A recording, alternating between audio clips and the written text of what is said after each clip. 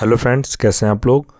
तो friends, BPSC TRE 4 का class हमारा चल रहा था, जिसमें मैंने मॉडर्न हिस्ट्री में आप लोगों का 24 चैप्टर कंप्लीट करा दिया है। और आज का जो चैप्टर होगा, गांधी इरविन समझौता एवं गोलमेज सम्मेलन से रिलेटेड जितने भी इम्पोर्टेंट प्रश्न इसमें बनेगा, सारा इस वीडियो में कंप्लीट करा दिया जाएगा। बिहार शिक्षक भर्ती टीआरई 4 के लिए यह चैप्टर बहुत ही इम्पॉर्टेंट है फ्रेंड्स। आपको पता है कि मॉडर्न हिस्ट्री से कम 18 से 20 प्रश्न देखने को मिलता है। अभी तक जितना भी टीआरई का एग्ज़ाम हुआ है, ज़्यादातर प्रश्न मॉडर्न हिस्ट्री से 18 से 20 प्रश्न आया हुआ है। तो फ्रेंड्स, अगर आप इस चैनल पर नए हैं तो चैनल को सब्सक्राइब कर लें और वीडियो को लाइक ज़रूर कर दें। तो फ्रेंड्स, आज का जो चैप्टर होगा हमारा, गांधी इरविन समझौता से रिलेटेड और गोलमेज सम्मेलन, ये दोनों से जितने भी इम्पोर्टेंट प्रश्न होगा, यह वीडियो में आपको कवर करा दिया जाएगा। और इससे बाहर आपका एक भी प्रश्न एग्ज़ाम में नहीं आएगा। जितना आज मैं आपको क्लास कराऊंगा, सारा एनसीईआरटी क्वेश्चन है, जो कि टीआरई 4 में आपको ज़्यादातर प्रश्न इस वीडियो से देखने को ज़रूर मिलेगा। तो चलिए शुरू करते हैं। प्रश्न है, गांधी इरविन समझौता कब हुआ था? तो याद रखना है आपको, 5 मार्च 1931 को। फ्रेंड्स, यहाँ से एक प्रश्न और है कि गांधी इरविन समझौता को और किस नाम से जाना जाता है? तो इसे दिल्ली समझौता के नाम से भी जाना जाता है। आपसे एग्जाम में प्रश्न पूछेगा कि गांधी इरविन समझौता को और किस नाम से जाना जाता है, तो याद रखना आपको, यह दिल्ली समझौता के नाम से भी इसे जाना जाता है। आगे है, गांधी इरविन समझौते में किस आंदोलन का स्थगन किया जाना प्रस्तावित था? तो इसका याद रखना है आपको, सविनय अवज्ञा आंदोलन। नेक्स्ट देखते हैं, भारतीय राष्ट्रीय कांग्रेस के प्रतिनिधि किस गोलमेज सम्मेलन में शामिल हुए थे? तो ये इसका हो जाएगा आंसर, द्वितीय गोलमेज सम्मेलन में यह शामिल हुए थे। इंपॉर्टेंट पॉइंट है कि द्वितीय गोलमेज सम्मेलन में भाग लेने के लिए महात्मा गांधी बंबई से लंदन एसएस राजपुताना नामक जलयान से गए थे। वे लंदन के किंग्सले हॉल में ठहरे थे। तो फ्रेंड्स, यहाँ से एक प्रश्न आपको और देखने को मिल सकता है कि द्वितीय गोलमेज सम्मेलन में भाग लेने के लिए महात्मा गांधी बंबई से लंदन किस जलयान से गए थे? उस जलयान का नाम बताइए। तो उस जलयान का नाम हो जाएगा एसएस राजपुताना नामक जलयान। तो ये फ्रेंड्स आपको याद रखना है, एग्जाम में प्रश्न आपको घुमाकर भी पूछा जा सकता है। और खासकर गांधी जी से रिलेटेड तो कंफर्म आपको एग्जाम में प्रश्न पूछा ही जाएगा।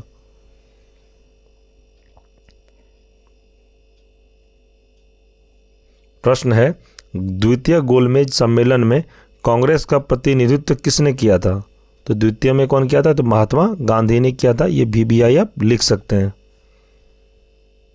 नेक्स्ट है, लंदन में प्रथम गोलमेज सम्मेलन में किस भारतीय नेता ने भाग लिया था? तो इसका आंसर हो जाएगा मौलाना मोहम्मद अली ने। नेक्स्ट है, लंदन में संपन्न हुए गोलमेज सम्मेलन में किसने भारतीय ईसाइयों का प्रतिनिधित्व किया था? तो आपको याद रखना, इसका आंसर हो जाएगा KT पाल। फ्रेंड्स, जितने भी मैं आपको क्लास इसमें करवा रहा हूँ और ये जो क्वेश्चन है, ये सभी इम्पॉर्टेंट है आपके टीआरई 4 के लिए। तो फ्रेंड्स, ये वीडियो अगर आपको एक बार में समझ में नहीं आए तो वीडियो को 2 से 3 बार आप रिपीट करके देख लीजिएगा, आपको यह समझ में आ जाएगा। और गांधी इरविन समझौता से रिलेटेड अगर आपको एग्जाम में प्रश्न आया तो इस वीडियो से ही आपको सारा प्रश्न देखने को मिलेगा कि गांधी इरविन समझौता से जो इम्पोर्टेंट प्रश्न बनने का था फ्रेंड्स, मैंने इस वीडियो में आपको कंप्लीट करवा रहा हूँ। और आगे जो भी क्वेश्चन आएगा वो भी टीआरई 4 के लिए इम्पॉर्टेंट ही है। तो ज़्यादा मैं आपको नहीं करा रहा, उतना ही करा रहा हूँ जितना आपके एग्जाम में पूछा जाता है। इंपॉर्टेंट पॉइंट अब देखते हैं, द्वितीय गोलमेज सम्मेलन के दौरान विंस्टन चर्चिल ने गांधी जी को अर्धनग्न फकीर कहा था। तो यहाँ से फ्रेंड्स एक प्रश्न और बन रहा है कि गांधी जी को विंस्टन चर्चिल ने अर्धनग्न फकीर कब कहा था? तो यह द्वितीय गोलमेज सम्मेलन के दौरान इनको कहा गया था। और एक प्रश्न यहाँ से कि गांधी जी को अर्धनग्न फकीर किसने कहा था? तो अर्धनग्न फकीर किसने कहा था? तो विंस्टन चर्चिल ने कहा था। तो यह भी आप लोग याद रखिएगा, क्वेश्चन कहीं से भी घुमा के पूछे, आपको आंसर सही बताना है। सम्मेलन और वर्ष देखेंगे। जैसे कि प्रथम गोलमेज सम्मेलन कब हुआ था, कहाँ पर, तो 12 नवंबर 1930, 19 जनवरी 1931, इसे आप याद रखिएगा। आगे, द्वितीय गोलमेज सम्मेलन कब से कब तक हुआ था, 7 सितंबर 1931 और 1 दिसंबर 1931 तक। तो यह डेट आप याद रखिएगा। इन तीनों डेट में एक प्रश्न आपको देखने को मिल सकता है।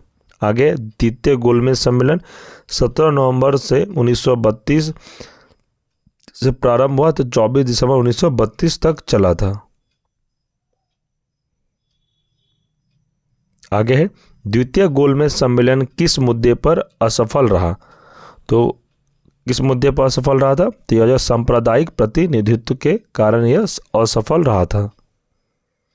आगे है, वर्ष 1931 में भारतीय राष्ट्रीय कांग्रेस के कराची अधिवेशन के लिए किसने मूल अधिकारों तथा आर्थिक कार्यक्रमों पर संकल्प प्रारूपित किया था, तो इसका आंसर हो जाएगा पंडित जवाहरलाल नेहरू ने। आगे है, किस भारतीय ने नेता तीनों गोलमेज सम्मेलन में भाग लिया था, तो यहाँ से प्रश्न आपको बनेगा कि कौन से भारत के नेता थे जो तीनों गोलमेज सम्मेलन में भाग लिया था, तो इसका आंसर हो जाए डॉक्टर भीमराव अंबेडकर ने। इंपॉर्टेंट पॉइंट देखते हैं कि गांधी इरविन समझौते के हस्ताक्षरित होने में तेज बहादुर सप्रू ने महत्वपूर्ण भूमिका निभाई थी। आगे है, इरविन तथा गांधी को दो महात्मा किसने कहा था, तो इरविन तथा गांधी को दो महात्मा किसने कहा था, तो आपको याद रखना सरोजनी नायडू ने कहा था।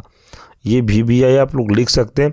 आपको TRE4 में मुझे जैसा लग रहा है कि यह प्रश्न आपको 100% देखने को मिल सकता है कि गांधी और इरविन को दो महात्मा किसने कहा था, तो ये सरोजनी नायडू ने कहा था।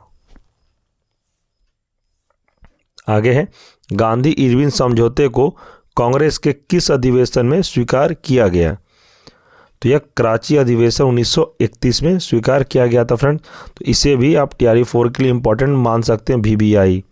ये प्रश्न भी आपके लिए इम्पोर्टेंट है।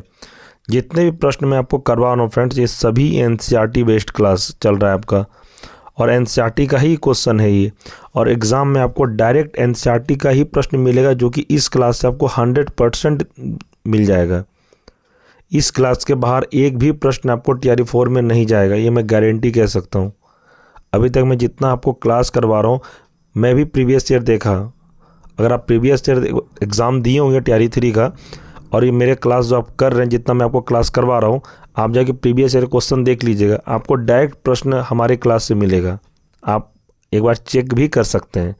इसलिए कह रहा हूँ कि NCERT क्लास पे ही आप लोग ज़्यादा ध्यान दीजिए जितना मैं करवा रहा हूँ, इससे बाहर आपका एक भी प्रश्न नहीं जाएगा। आगे है, इसी में एक और चैप्टर फ्रेंड्स, सांप्रदायिक पंचाट एवं पूना पैक्ट से रिलेटेड, इसमें हम लोग इससे भी जितना भी इम्पोर्टेंट प्रश्न होगा इस वीडियो में पूरा कंप्लीट करें। तो चलिए, पहला प्रश्न है, सांप्रदायिक पंचाट की घोषणा किसने की थी, तो इसका आंसर हो जाएगा रैमजे मैकडॉनल्ड ने, तत्कालीन ब्रिटिश प्रधानमंत्री थे। आगे है, हरिजनों दलितों के लिए अगस्त 1932 में रैमजे मैकडॉनल्ड ने सांप्रदायिक पंचाट के द्वारा पहली बार एक पृथक निर्वाचक समूह का निर्माण किया गया था, तो जब ध्यान रखिएगा। आगे है, महात्मा गांधी ने अपना पहला आमरण अनशन कब प्रारंभ किया था, तो इसका आंसर हो जाएगा सांप्रदायिक पंचाट के समय। आगे है, पूना पैक्ट किस वर्ग से संबंधित था, तो पूना पैक्ट किससे संबंधित था, तो यह दलित वर्ग से संबंधित था।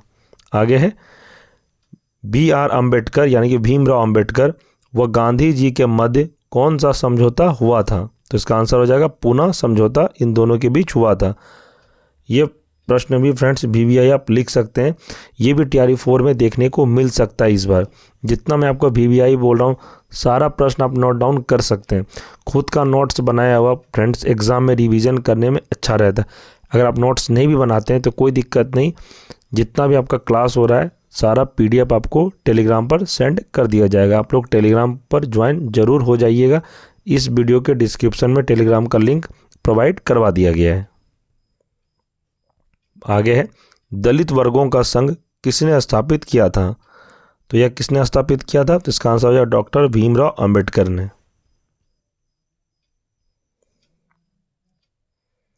प्रश्न है, सांप्रदायिक अवार्ड एवं पूना पैक्ट में दलित वर्ग के लिए कितनी सीटें दी गई थी?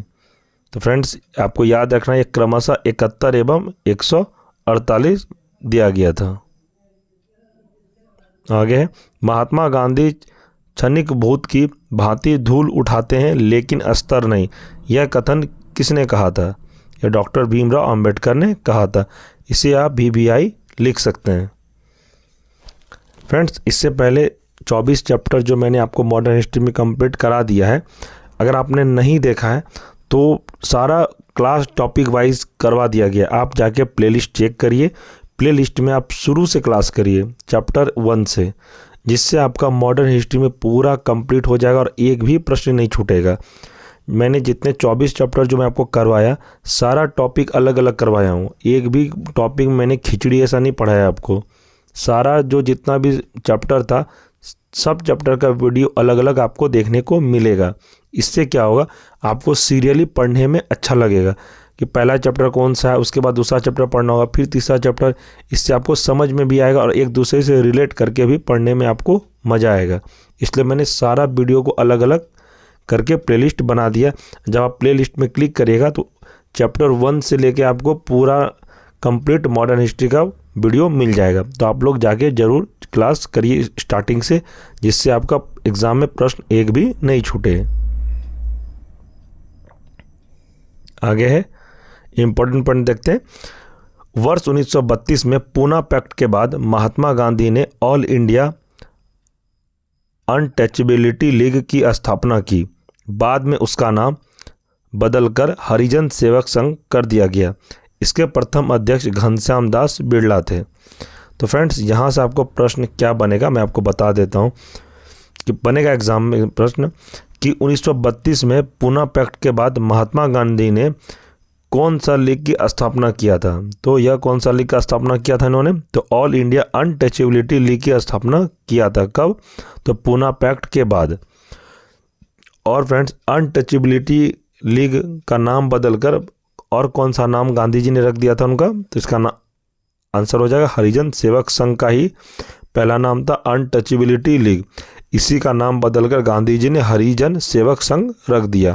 तो याद रखिएगा फ्रेंड्स, एग्जाम में प्रश्न आपको पूछा जाएगा कि महात्मा गांधी ने ऑल इंडिया अनटचेबिलिटी लीग का नाम बदलकर क्या रखा था? तो आपको याद रखना ये हरिजन सेवक संघ रखा था और इसके प्रथम अध्यक्ष थे घनश्याम दास बिरला। आपसे एग्जाम में प्रश्न पूछेगा कि हरिजन सेवक संघ के प्रथम अध्यक्ष कौन थे? तो आपको याद रखना है इसका आंसर हो जाएगा घनश्याम दास बिरला थे।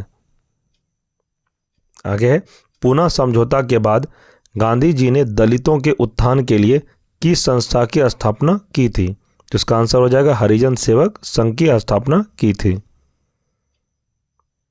आगे है, वर्ष 1936 में इंडिपेंडेंट लेबर पार्टी का गठन किसके द्वारा किया गया? तो इसका आंसर हो जाएगा डॉक्टर भीमराव अंबेडकर के द्वारा यह पार्टी गठन किया गया। तो इसको आप VBI लिख सकते हैं। आगे, दलित समुदाय को सर्वप्रथम हरिजन शब्द से किसने संबोधित किया था? तो इसका आंसर हो जाएगा महात्मा गांधी ने। फ्रेंड्स ये वाला जो प्रश्न है मैं आपको बताता हूँ, ये पूना समझौता के बाद गांधी जी ने दलितों के उत्थान के लिए किस संस्था का स्थापना किया था? तो हरिजन सेवक संघ। TRE 3 में प्रश्न पूछा गया था कि गांधी जी के द्वारा इनमें से कौन सा संघ का स्थापना किया गया था? तो ऑप्शन में दिया था हरिजन सेवक संघ।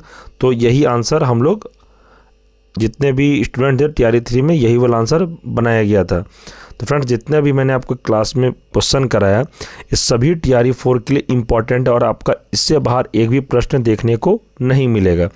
जितना मैं आपको क्लास अभी करवाया फ्रेंड्स, ये जो 2 चैप्टर मैं आपको करवाया, ये गांधी इरविन समझौता एवं गोलमेज सम्मेलन और दूसरा मैंने आपको कराया अभी तुरंत सांप्रदायिक पंचायत एवं पूना पैक्ट। ये दोनों चैप्टर मैंने आपको एक वीडियो में कंप्लीट करा दिया। इससे फ्रेंड्स आपका बाहर एक भी प्रश्न TRE 4 में देखने को नहीं मिलेगा। आप यह क्लास 2 से 3 बार देख लीजिए, आपको अच्छे से याद हो जाएगा। और इससे बाहर मैं बार बार कहता हूँ, यहीं से आपका प्रश्न TRE 4 में देखने को 100% मिलेगा। अगर आपको मेरे बात पर ट्रस्ट नहीं है तो आप TRE 3 का प्रीवियस ईयर का क्वेश्चन पेपर ले लीजिएगा और उसका देखिएगा कि गांधी इरविन समझौता और पूना पैक्ट से जितने भी प्रश्न पूछा गया है, इस क्लास से प्रश्न है कि नहीं है। मैं खुद मिला चुका हूँ, सारा प्रश्न मिल रहा है। जितना मैं आपको NCERT क्लास करवा रहा हूँ, सारा क्लास आपको इस वीडियो में ही मिल जाएगा। सारा प्रश्न इस वीडियो में आपको देखने को मिलेगा। इसलिए मैं कहता हूँ फ्रेंड, जितना मैं आपको कंटेंट प्रोवाइड करवा रहा हूँ, जितना TRE 4 से आपको बोल रहा हूँ पढ़ने के लिए, जितना मैं पढ़ा चुका हूँ अभी, सभी का प्लेलिस्ट बना दे। आप जाके पढ़िए और अच्छे से तैयारी करिए और एग्ज़ाम में एक सीट को कंफर्म करिए। मैं चाहता हूँ फ्रेंड, जितने भी लोग मेरे से जुड़े हैं, सभी का रिज़ल्ट TRE 4 में हो जाए। आप लोगों को शुभकामनाएं मेरी तरफ से एडवांस में कि आप लोग TRE 4 में शिक्षक जरूर बनिएगा और अपना अपना जॉब में जाइएगा। हम चाहते हैं फ्रेंड्स, कोई भी बेरोजगार ना रहे। आप लोग अच्छे से तैयारी करिए और अपना एक सीट कंफर्म करिए बिहार शिक्षक भर्ती TRE 4 में। फ्रेंड्स, अगर आप चैनल पर नए हैं हमारे, तो चैनल को सब्सक्राइब करें, बेल आइकन को प्रेस करें। वीडियो आपको पसंद आया तो वीडियो को लाइक करें और इसे दोस्तों में भी शेयर करें। जो TRE 4 का तैयारी करें, उन्हें भी यह वीडियो सेंड करिए कि उनका भी तैयारी अच्छे से हो जाए। और फ्रेंड्स, आपको कमेंट करके बताना है कि आपको वीडियो कैसा लगा। आपको अच्छा लगा तो कमेंट करिए, लाइक करिए। आपको कोई भी प्रॉब्लम हो, कोई भी क्वेश्चन पूछना हो तो कमेंट में आप क्वेश्चन पूछ सकते हैं। आपको रिप्लाई मेरे द्वारा ज़रूर दिया जाएगा। आप हमें टेलीग्राम पर भी बात कर सकते हैं। टेलीग्राम पर में मुझे आप मैसेज कर सकते हैं। टेलीग्राम का लिंक इस वीडियो के डिस्क्रिप्शन में दे दिया गया है। टेलीग्राम ग्रुप में आप ज्वाइन हो जाइए। इस क्लास का PDF नोट्स आपको टेलीग्राम पर प्रोवाइड करवा दिया जाएगा। जो टेलीग्राम पर जुड़ चुके हैं तो उसके लिए तो कोई दिक्कत नहीं है। जो न्यू स्टूडेंट है वो टेलीग्राम पर ज्वाइन अवश्य कर जाइए फ्रेंड्स। उसमें आपको study materials, PDF notes, class notes सारा प्रोवाइड करवाया जाता है। तो आप टेलीग्राम बिल्कुल भी मिस नहीं करिए, टेलीग्राम पर आप ज्वाइन हो जाइए। ठीक है फ्रेंड्स, हम लोग नेक्स्ट वीडियो में मिलते हैं नेक्स्ट चैप्टर के साथ। तब तक के लिए धन्यवाद।